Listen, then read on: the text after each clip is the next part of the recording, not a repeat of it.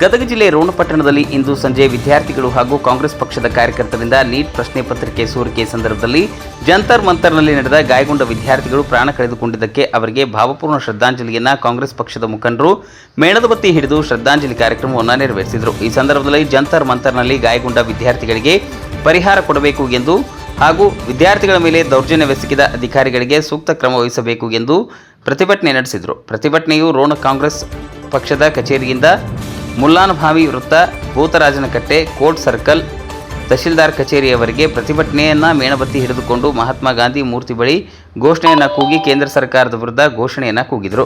ಇದೇ ಸಂದರ್ಭದಲ್ಲಿ ವೀರಣ್ಣ ಶೆಟ್ಟರ್, ಪ್ರಭು ಮೇಟಿ, ಬಸವರಾಜ್ ನವಲ್ಗುಂದ, ಬಾಬಾ ಸಾಹೇಬ್ ಬೆಟಗೇರಿ, ದುರ್ಗಪ್ಪ ಹಿರೇಮನಿ, ಸಂಜಯ್ ಆರ್ ದೊಡ್ಡಮನಿ, ಹನುಮಂತ್ ದ್ವಸಲ್, ಬಸವರಾಜ್ ತುಳವಾರ್, ಮೈಲಾರಪ್ಪ ಚಳಮರದ್, ರಾಜು ಮುಗಡಿ, ಮಹೇಶ್ ಕಳಸನ್ನವರ್, ಮೇಘರಾಜ್ ಬಾವಿ, ಮುತ್ತು ನವಲ್ಗುಂದ್, ಗೋಪಿ ರಾಯನಗೌಡ, ಸೋಮು ನಾಗರಾಜ್, ಅಭಿಷೇಕ್ ನವಲ್ಗುಂದ್, ಯಲ್ಲಪ್ಪ ಕಿರೇಸೂರ್, ಅಸ್ಲಾಂ ಕೊಪ್ಪಳ್, ಶ್ರೀಮತಿ ನಾಜಾಬೇಗ್ ಎಲಿಗಾರ್, ಗೀತಾ ಕೊಪ್ಪದ್ ಹಾಗೂ ವಿದ್ಯಾರ್ಥಿನಿಯರು ಈ ಸಂದರ್ಭದಲ್ಲಿ ಉಪಸ್ಥಿತರಿದ್ದರು.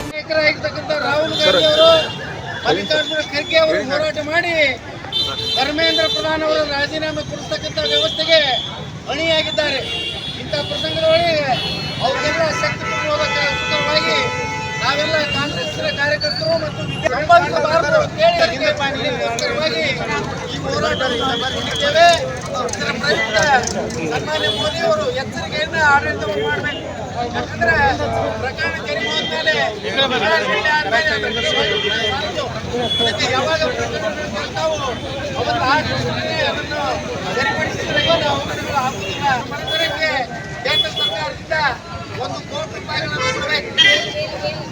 ಅಂದರೆ ಮಾತ್ರ ಅವರ ಮನೆಗಳಿಗೆ ನೆರವಾಗುತ್ತೆ ಅನ್ನೋ ಮಾತನ್ನು ನಾನು ಕಾಂಗ್ರೆಸ್ ಪಕ್ಷದ ಅಧ್ಯಕ್ಷನಾಗಿ ಹೇಳಬಯಸ್ತಾ ಇದ್ದೇನೆ.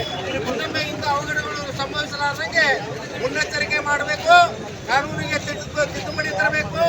ಕಾನೂನನ್ನು ಇಂಥ ಯಾವುದು ಕ್ರಿಮಿನಲ್ಗಳು ಮಾಡ್ತಾರೆ ಅವರಿಗೆ ತಕ್ಕ ಶಿಕ್ಷೆ ಆಗ್ಬೇಕಂತ ಹೇಳಿ ಕಾಂಗ್ರೆಸ್ ಪಕ್ಷದ ವತಿಯಿಂದ ಆಗ್ರಹಿಸುತ್ತೇನೆ. ಕೇಂದ್ರ ಸರ್ಕಾರ